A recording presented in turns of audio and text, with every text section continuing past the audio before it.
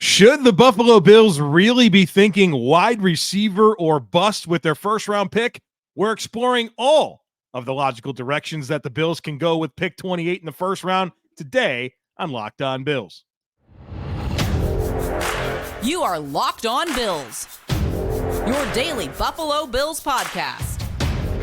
Part of the Locked On Podcast Network, your team every day.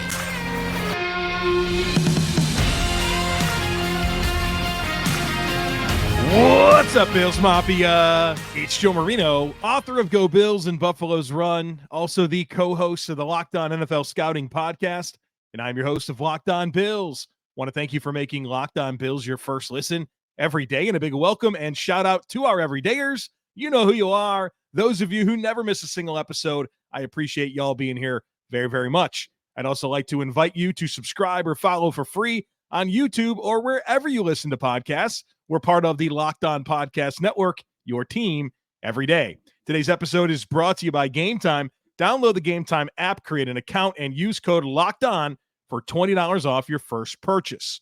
Well, folks, welcome in. I want to talk about all of the positions that make sense for the Buffalo Bills to draft in the first round. And I think I've done this type of episode just about every year that I've been doing this podcast. And it feels more important than ever for me to do it this year because there is a section of this fan base that is completely fixated on wide receivers. They say wide receiver or bust in the first round. And I think there are scenarios where I think a wide receiver would absolutely be the right pick in the first round. Some that I get excited about for sure. But there's no way that I can get myself to align with the thinking of wide receiver or bust. Why? Well, first of all, I just don't find that to be good process. Talking about pick 28 in the draft, if you go into that with the expectation of getting a single thing, you have really limited your mindset, and I think that's just kind of silly. I also think you have to be mindful of the talent pool. Who else is there? I get questions all the time. Joe, would you rather have A.D. Mitchell or Ladd McConkey at pick 28? And I'm like, who else is there? What other players are there that aren't those two?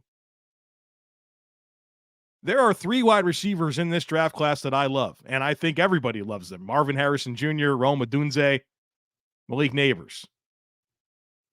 Those guys are going to be gone in the first 10 picks. Then there's Brian Thomas Jr. And then there's like 12 more receivers that are very closely graded for me. And when there's that many options, it takes away the urgency to get one at pick 28, especially given other positions that don't have the same type of depth or the Bills have a significant need. So I hear you on wanting a wide receiver. I do too. But it's not a must for me at 28. And then I start to ask myself, what other positions make sense at pick 28? And there's several. So my objective today is to make the case for wide receiver and other positions make perfect sense for the Buffalo Bills to utilize their top pick on in the 2024 NFL Draft.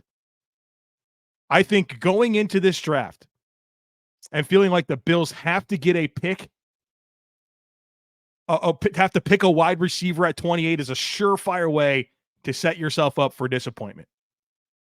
So allow me to potentially open your mind to other possibilities. And the way I want to attack this conversation is we'll talk about the most likely positions offensively, the most likely positions defensively, the positions that don't make sense, and then I want to get into some trade ideas. So most likely positions on offense, guess where we're going to start? At wide receiver, because I do think that wide receiver should be in play at pick 28. If you come away from this conversation thinking Joe Marino doesn't think the Bills should pick a wide receiver at 28, then you didn't listen. You didn't listen.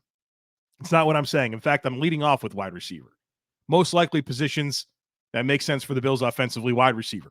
Why? Well, I think the biggest thing is getting ahead of Stefon Diggs and the fragility of his future. Whether that's decline, now that he's north of 30 and the way that the season ended in 2023, whether it's actually time to move on, feels like the future is a bit fragile. And then you just want to load up on weapons. And I think the Bills have a pretty good situation in terms of weapons. Steph Diggs, Dalton Kincaid as your top two options. Curtis Samuel, Khalil Shakir, James Cook. Those are your top five options in the passing game. That's pretty good to me. Not to mention Dawson Knox, Mac Hollins as your sixth and seventh options in the passing game right now. Let's add more to it. Sure. Score all the points. I'm here for it. So yes, loading up on weapons is a very attractive thing in my mind as well. And I love to continue to diversify the skill sets available to Joe Brady and Josh Allen. There's probably some size dynamics that are missing in the wide receiver core. There's some vertical receiving ability that's missing in this receiver core. So yeah, let's round it out. Let's load up on weapons. Let's get ahead of Stefon Diggs' future and draft the receiver at pick 28. Makes perfect sense. Other positions offensively that make perfect sense. Offensive tackle. Why does that make sense? Well, Spencer Brown is in the last year of his contract. And right now, I think he's about a $12 million average per year offensive tackle. And my thinking there is rooted in the 3-year, $36 million contract that the Miami Dolphins signed with Austin Jackson during the season last year. I think they've had very similar career arcs to this point. Both are toolsy offensive tackles that had a lot of struggles their first couple of seasons, but had plenty of physical upside, plenty of reasons for their struggles. And then in year 3, they kind of put it together. And the Miami Dolphins went ahead and gave Austin Jackson that 3-year, $36 million deal. I think that's probably at least what Spencer Brown has played himself into after 2023.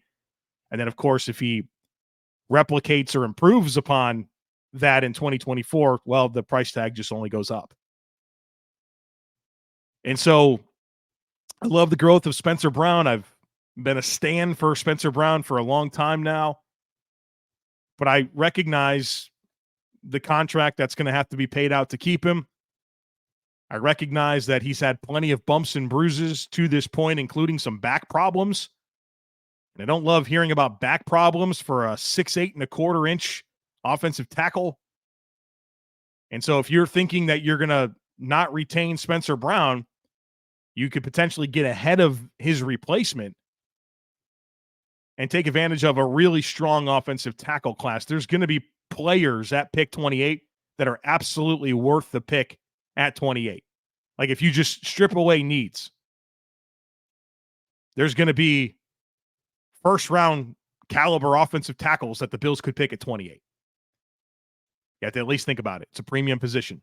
We have an expiring contract.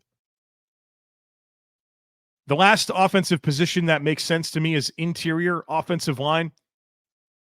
Why is that? Well, David Edwards is your penciled-in starter at left guard, and I like David Edwards. I've said for a while before the Bills signed David Edwards that I thought he was a starting caliber guard in the NFL. But here's the reality. David Edwards has started a total of 4 games over the last 2 seasons. And the contract investment that the Bills have in David Edwards is very modest. It's 2 years, $6 million. They can very easily get out of that deal after 2024. That doesn't scream locked-in starter to me.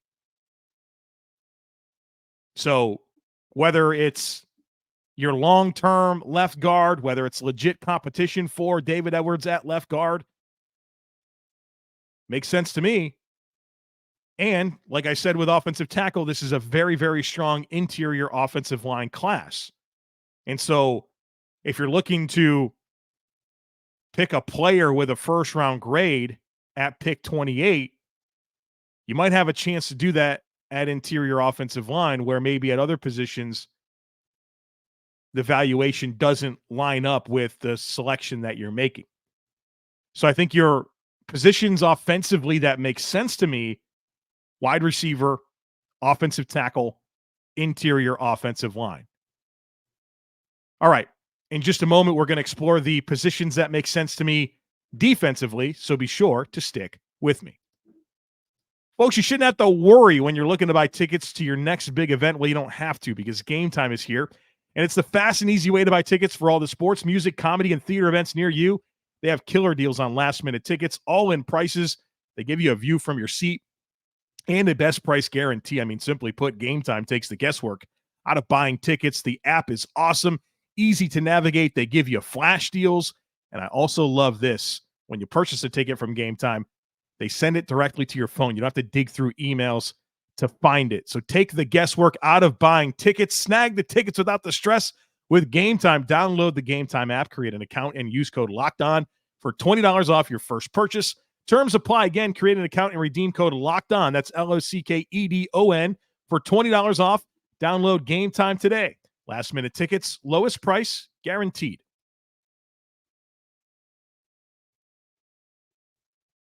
All right, folks, welcome back in. Let's talk about the defensive side of the football and the positions that make sense. I think there are several, and I want to start with defensive end. I just feel like there is so much room for impact at defensive end for the Buffalo Bills. So you have room for impact at a premium position. Sounds good to me. And I like some of what you have. I love Greg Rousseau. I think he's a quality starter, an elite run defender, and he's coming along as a pass rusher. He's not quite at the point where he's this legit sack artist that's going to rack up sacks every single year, and you know that he's going to help you close out games with a big-time play, right? That's the step that we're looking for. AJ Epenesa, I think he's a very good defensive 3, a fringe defensive end 2. Great piece of this rotation. Von Miller, who knows what you're getting there? 35 years old. Looked like a slug last year. Is he closer to what he was before with more time removed from the ACL repair? You hope so. He's 35. Let's live in reality here. And then you have Casey Tuhill and Kingsley Jonathan, who I think are defensive end 4s. Even if you brought back a Shaq Lawson, even if you added some veteran like a Carl Lawson, you have room for impact at a premium position. And so, therefore, I find defensive end to be a very logical position for me. And I've kind of done a couple of these positional primers for the draft, and I've talked about a lot of prospects along the defensive end, and there are guys that I think are like sprint to the podium guys. Leitu Latu, Jared Verse, Chop Robinson, I really like. You're going to have a hard time convincing me that those aren't the best players on the board where you have a need and it's a premium position. So defensive end very much in play, at least in the way I view things. Defensive tackle, another position that makes a lot of sense to me. I love the starting duo. Ed Oliver and Daquan Jones, good-looking pair. But the Bills play 4 defensive tackles in every game. And the depth has really let you down for a long time. Tim Settle, Jordan Phillips, Vernon Butler just have not been good enough. And those guys play a lot of snaps. And I've been kind of talking about this where if you take the 4 defensive tackles that you play on game day and you think of that as 200%, and Ed Oliver plays about 70%. Daquan Jones plays about 60%. You have a fair amount of snaps available, and they're all meaningful. They're all meaningful. Every single snap defensively is meaningful for the defensive tackles. You contrast that to like a wide receiver. Maybe a wide receiver plays a higher percentage of snaps, but do they matter on the backside of run plays? Do they matter on a scheme throw where it's not to them? Defensive tackles matter on every single play. So maybe they only play 40% of the defensive snaps. There's impact possibilities on all 40% of those snaps. And I think the depth has not been good enough. I get excited thinking about this defense and this defensive line if they had another legit wave of options on the interior. And to me, Johnny Newton out of Illinois, Byron Murphy out of Texas, those are dreamy picks for me at pick 28. You will not convince me that they are not the best player on the board if they were to be available at pick 28. Quick pressure in the face of a quarterback? Are you kidding? That's undefeated in the NFL. You want to make it hard on Tua? You want to make it hard on Aaron Rodgers? You want to make it hard on whatever player the Patriots pick at number 3 in the draft? You make it hard on Patrick Mahomes? Get quick pressure in their face. They all hate that. So if I have an opportunity to add that, when your pass rush on the interior, beyond Ed Oliver and Daquan Jones is not much. I mean, Austin Johnson's not really going to give you much there. I think you have room for impact here. And there's a couple of guys that I love that I'd definitely pick at pick 28. And there's players that I like at pick 60. There's players that I like in a trade back scenario at defensive tackle. We've talked about some of those this week on the podcast. Let's move on to safety. Well, I mean, you have Mike Edwards on a 1-year deal. I like Mike Edwards. I'm very excited about him. I think he's going to be a good player for the Bills that could have an awesome season and they can extend. Taylor Rapp signed a 3-year extension, but it's a deal that you can very easily get out of after 1 year. And candidly, I'm more excited about Mike Edwards than I am Taylor Rapp. And we know how important this safety position has been for this Bills defense. Jordan Poyer, Micah Hyde, what they did, those were a big reason why. They were a catalyst for the defensive success of this football team over the last 7 years. So I think you would love to get a long-term answer. I think the hard part about safety is I doubt that there's going to be value there at pick 28. I doubt that it's a logical direction to go just based on the talent pool at safety and other position. You're probably going to find a better player at a more meaningful position. So it's worth talking about, not high on my list. If Cooper DeJean's there out of Iowa, all right, cool. I'm down with that. But that's probably the only safety type prospect that I'd be interested in at pick 28. But worth talking about. The last position on defense that I think makes some sense is cornerback. Not as much sense as the defensive tackle and defensive end, but it's worth talking about. Rasul Douglas, one of your starters, is in the final year of his contract. The Bills chose not to extend Rasul Douglas. They did something with this contract, but they didn't extend it. I love Christian Benford. Your other corner is Kaiir Elam, who hasn't proven to be an answer yet to this point. Don't think the book is written on Kaiir Elam. As I've said repeatedly, he's the second youngest player on the team. I think he's had some really good moments.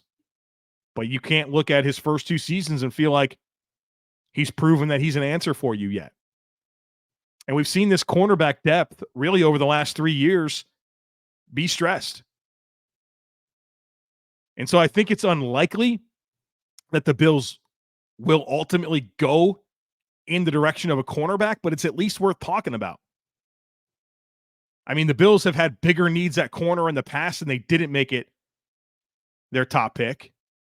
They have found answers with later picks. Hello, Christian Benford. But I'm not completely ruling it out, because maybe you do want to kind of get ahead of whatever the Rasul Douglas situation is beyond 2024. All right, folks. So in just a second, I want to talk about the positions that don't really make sense to me, and then briefly get into some ideas with moving around through trades. So be sure to stick with us. Say goodbye to busted brackets, because on FanDuel, you can bet on every single game of the tournament. Whether you're betting on a big upset or a 1 seed, it's time to go dancing on America's #1 sportsbook, because right now, new customers can get $200 in bonus bets if your first $5 bet wins. That's $200 to use on point spreads, money lines. You can even pick who's going to win it all. Just visit FanDuel.com/lockedon and bet on college hoops until they cut down the net.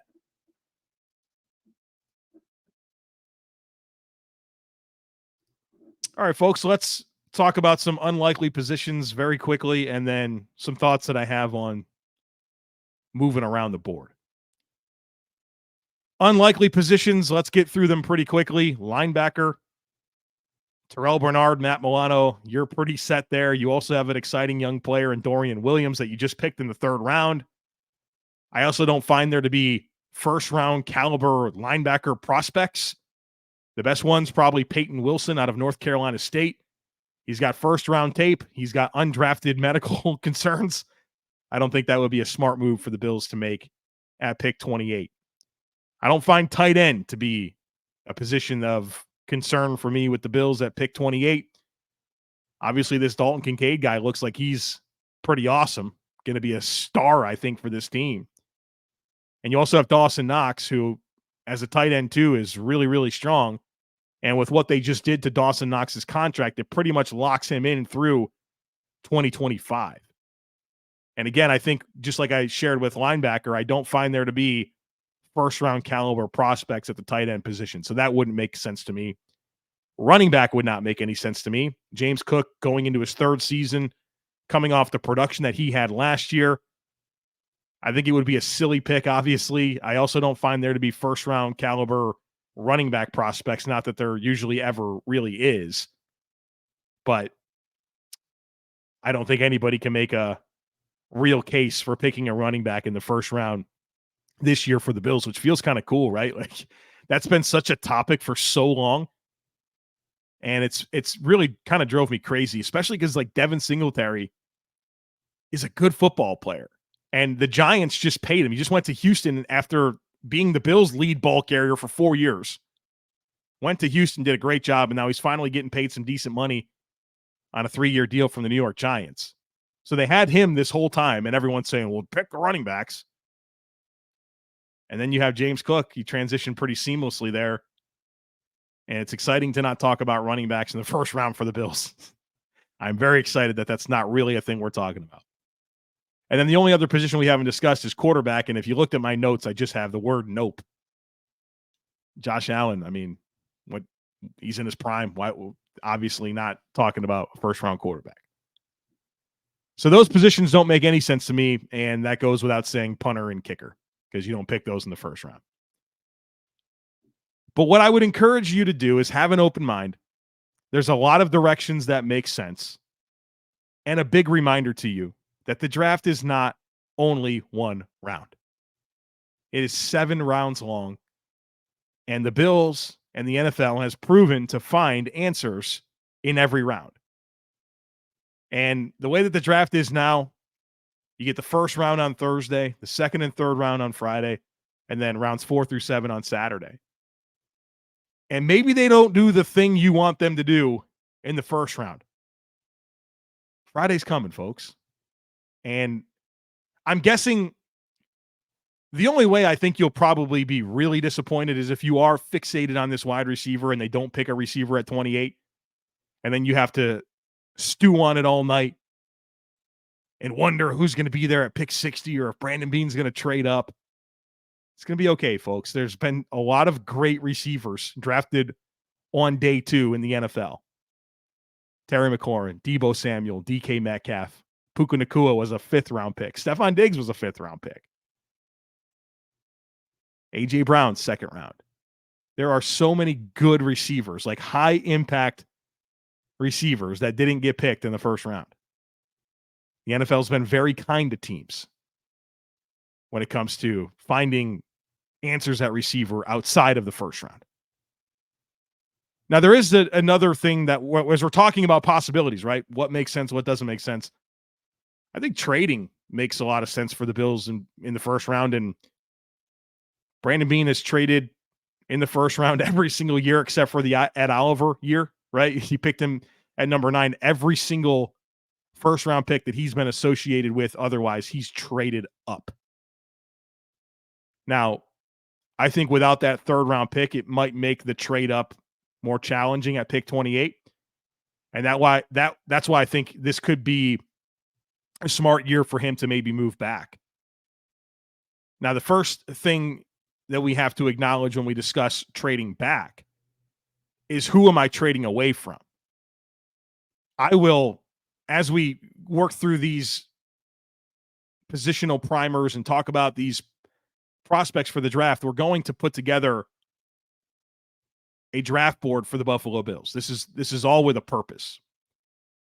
And once that's completed, I'll have a list of guys that if they're on the board, you don't trade away from them. And so that will, at least in terms of how I value the prospects. And that's my approach with this. I do my own work. I study these prospects. I grade them. I build the draft board. And that sets my temperature for everything that happens with the draft and what I think the Bills should do and the valuation that I have on players. And as that picture becomes more clear, I have, you let the information make the decision. That's something that Doug Whaley said all the time. And I thought it was really good. Let the information make the decision. Okay, so you want to trade back. You've stacked the board. You have these guys that are absolutely first-round players that you don't trade away from. So if one of them's on the board, I don't trade back, right? You let the information make the decision. But if none of them are on the board, then you trade back. Let the information make the decision. So we're working through the information right now, and by the end of this, we'll have a very complete look at everything. So, yes, step one in this trade back idea, in theory, it sounds good. Got to make sure that we're not trading away from somebody that we shouldn't. But the appeal is pretty obvious. If you trade back, ideally you would replace that third-round pick that you should have, that the NFL stiff-armed you out of for reasons that nobody can explain. Referring to the compensatory pick with Tremaine Edmonds being a fourth-rounder and not a third-rounder. But it'd be nice to have that. And I think the reality of this year's draft class is that I think you have a lot of opportunity in the first 100 picks, maybe the first 125. But when you start getting into the 5th, 6th, and 7th rounds, depth isn't there this year. So loading up on earlier picks makes a lot of sense, but the way that the Bills can do that, their path to doing that is moving back out of 28. You move back out of 28, that's going to give you some additional ammunition to then move up, because I'm very willing to do that. The Bills don't need to make 11 picks. Right now they're scheduled to make 11 picks. And if they trade back out of 28, they're probably going to have 12, 13 picks. Once you move back out of 28 and you have some, pick in the 40s potentially, you have pick 60, nothing you'd add a third round pick, I would hope, through this trade back. Then you start looking at those opportunities and what you have in terms of day 3 draft capital, use that to move up and get your guys. So that's another pathway that makes a lot of sense to me. But first things first, there's a list of players that I'll say don't trade away from these players. And at some point in the coming weeks, I'll give you that list of players, but we're still working on these valuations and sharing them with you on this podcast. And obviously that's going to be a big part of what's coming the rest of the way between now and the NFL draft. We might do another position tomorrow. I'm working on safeties. Of course, we've got a couple more episodes of wide receivers. We got more defensive linemen to get to, offensive linemen. We got a lot. We got a lot to get to.